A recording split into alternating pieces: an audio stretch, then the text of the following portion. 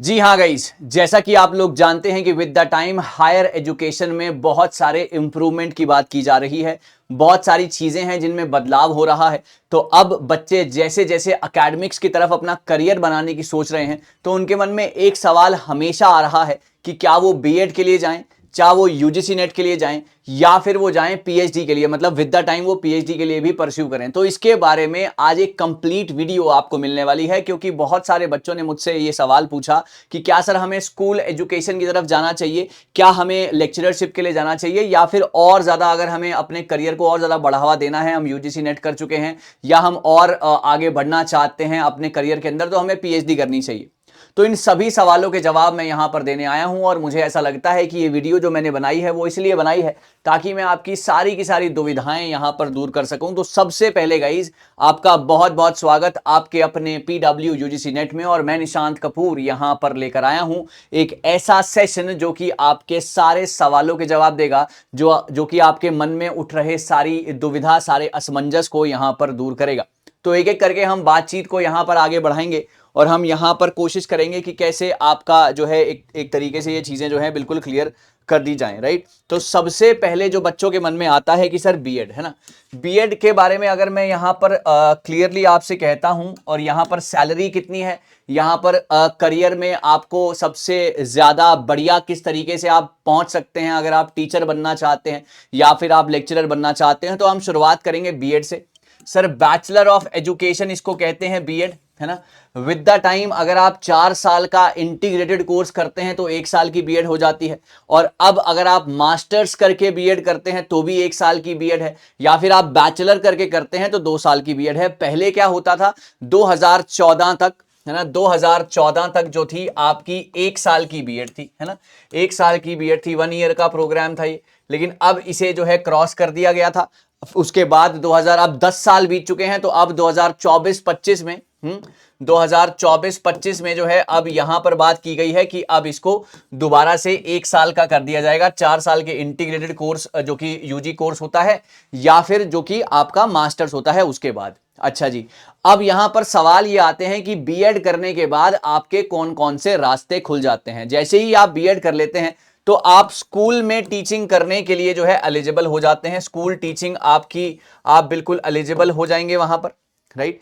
इसके बाद अगला सवाल ये आता है कि सर आपकी सैलरी कितनी होती है। सैलरी वहां पर अगर हम बेसिक से शुरू करते हैं 20,000 से, है ना, 20,000 से 40,000 आपकी सैलरी होती है, depending upon your capabilities, depending upon your qualifications, right. With the time कभी कभार सैलरी आप +-5,000 लेकर चलिएगा, कभी कभार सैलरी जो है 35-30, है ना, ये मिनिमम से मिनिमम सैलरी मैंने यहां पर कोट की है, जो कि किसी भी स्कूल टीचर को यहां पर मिल सकती है, प्राइवेट टीचर्स को, राइट। अगर उसके बाद आप गवर्नमेंट का जैसे DSSB का एग्जाम है ना, जैसे केवीएस के एग्जाम्स होते हैं, तो जब आप ये एग्जाम क्रैक करते हैं, चाहे वो पीआरटी हो, चाहे वो टीजीटी हो, चाहे वो पीजीटी हो, जब आप ये एग्जाम क्रैक करते हैं तो आपकी सैलरी में बहुत बड़ा यहां पर छलांग देखी जाती है। और अब 8th पे कमीशन जो है आने वाले समय में आ रहा है। 8th पे कमीशन के बाद तो मिनिमम से मिनिमम सैलरी भी आपकी 50,000 होगी, मिनिमम से मिनिमम सैलरी भी आपकी 50,000 होगी। तो ये था आपका बीएड का पूरा सिनेरियो। अब जो है बीएड को और ज्यादा बढ़ावा देने के लिए बीएड 1 साल की करने की बात कही जा रही है। आप स्कूल टीचिंग के लिए एलिजिबल हो जाते हैं। इसके साथ साथ एक और एग्जाम इसमें होता है, जो कि होता है सीटैट का एग्जाम। तो जब आप ये एग्जाम देते हैं तो आप बिल्कुल ही एलिजिबल हो जाएंगे सरकारी नौकरी के लिए भी। तो बीएड करने के बाद सीटैट का एग्जाम देने के बाद आप गवर्नमेंट जॉब के लिए भी यहां पर एलिजिबल हो जाते हैं। आपके कोई भी डाउट हो बीएड से रिलेटेड तो आप नीचे कमेंट सेक्शन में लिखिएगा, मैं उसके जवाब देने की कोशिश करूंगा। मुझे उम्मीद है बीएड का मैं बिल्कुल कहानी को अच्छे तरीके से क्लियर कर चुका हूं, सैलरी से लेकर टेन्योर से लेकर, है ना, आने वाली सैलरी कितनी होने वाली है, कैसे क्लियर करके कैसे एग्जाम देने हैं। DSSB के एग्जाम, है ना, अगर आप दिल्ली के हैं तो DSSB के एग्जाम, है ना, यहाँ पर केवीएस के एग्जाम होते हैं, है ना, हर स्टेट के अपने अपने एग्जाम्स होते हैं। तो आप टीचिंग के गवर्नमेंट टीचर आप वहां पर बन सकते हैं। ये हो गई सर आपकी बीएड की बात।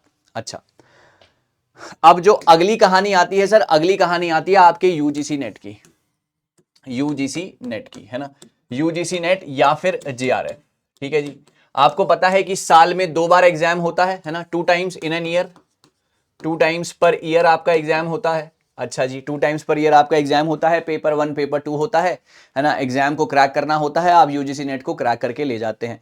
अगर आपका जूनियर रिसर्च फेलोशिप मिल जाती है, यहां से जो है आपको आगे पीएचडी करने के लिए, आपको पीएचडी करने के लिए जो है आपको जूनियर रिसर्च फेलोशिप आपको जो है सरकार की तरफ से, गवर्नमेंट की तरफ से आपको हेल्प मिलती है। चाहे वो मॉनेटरी हेल्प हो, है ना, आपके रिसर्च में हेल्प हो, चाहे वो आपका खाना रहना पीना, है ना, और आपके रिसर्च के जितने भी खर्चे हैं वो सरकार उठाती है। उसके बाद जब आप सीनियर रिसर्च फेलोशिप में चले जाते हैं तो फिर सरकार के पैसे और ज्यादा आपकी तरफ आ जाते हैं, आप और ज्यादा पैसे बढ़ जाते हैं, आपको और ज्यादा हेल्प मिलने लगती है। तो ये है सर यूजीसी नेट का, है ना, साल में 2 बार एग्जाम, और आपका मास्टर्स में 55% होना चाहिए। और अगर आपने मास्टर्स में 55% कर रखा है या आप किसी रिजर्व कैटेगरी से हैं तो 50% में आपका काम बन सकता है, तो आप पेपर के लिए एलिजिबल हो जाते हैं। ठीक है जी। अच्छा, इसके बाद अगर आप यूजीसी नेट करके अगर आप लेक्चररशिप के लिए जाते हैं, राइट, अगर आप लेक्चररशिप के लिए जाते हैं, असिस्टेंट प्रोफेसर आप बन सकते हैं किसी भी प्राइवेट यूनिवर्सिटी में इनिशियली, है ना, और सरकारी यूनिवर्सिटी जहां जहां पर आपकी वैकेंसी निकलती है वहां पर जाकर ट्राई कर सकते हैं। ये कहना बिल्कुल गलत है कि जॉब नहीं है, जॉब होती है, आपको ढूंढनी है, अप्लाई करना है, जाना है, खटखटाना है और बताना है कि मैंने एग्जाम क्रैक कर लिया है और मेरे अंदर ये हुनर है। देखो यार, एग्जाम क्रैक कर लेना और पढ़ाने का हुनर होना 2 अलग अलग बातें, है ना। तो आपने ये ना सोचेंगे आपने एग्जाम क्लियर कर लिया तो वो आपको आपके घर से बुलाने आएंगे, नहीं, आपको वहां पर जाकर अपना टैलेंट शो करना पड़ेगा, क्योंकि आपका एग्जाम क्लियर करना इस बात का दावा नहीं करता कि आप बहुत अच्छा पढ़ा सकते हैं। वो आपको वहां पर जाकर उनको शो करना होगा, दिखाना होगा कि yes you can teach very well. तो आपकी पर्सनालिटी में वो बात होनी बहुत ज्यादा जरूरी है। सो जब आप लेक्चररशिप के लिए जाते हैं तो मिनिमम आपको जो है 20,000 यहां पर दिया जाता है, और मैक्सिमम जो है यहां पर, अगर मैं प्राइवेट की भी बात करता हूं तो यहां पर 40,000 तक आप पहुंच सकते हैं। इनिशियली मैं बात कर रहा हूं, ये मैं आपकी स्टार्टिंग सैलरी बात कर रहा हूं, फॉर प्राइवेट यूनिवर्सिटीज में बात कर रहा हूं। और अगर आप गवर्नमेंट यूनिवर्सिटीज में जाते हैं तो ये पैसे जो है तकरीबन 80,000 से 1 लाख तक पहुंच सकते हैं। ओके, 80,000 से 1 लाख तक पहुंच सकते हैं, राइट। तो ये है आपका यूजीसी नेट का हिसाब किताब, राइट। तो बहुत ही ज़्यादा ये इसकी जो है अच्छे तरीके से प्रिपरेशन जो है अगर आप करते हैं तो आप अपने करियर में एज अ स्कूल टीचर आप अपने आप को अपनी पहचान बनाना चाहते हैं, या एज अ लेक्चरर आप अपनी पहचान बनाना चाहते हैं, ये चॉइस आपकी है, राइट, ये चॉइस आपकी है। रास्ते सारे खुले में। इसके बाद जो अगली चीज़ आती है बेटा वो आता है आपका पीएचडी। पीएचडी क्या है?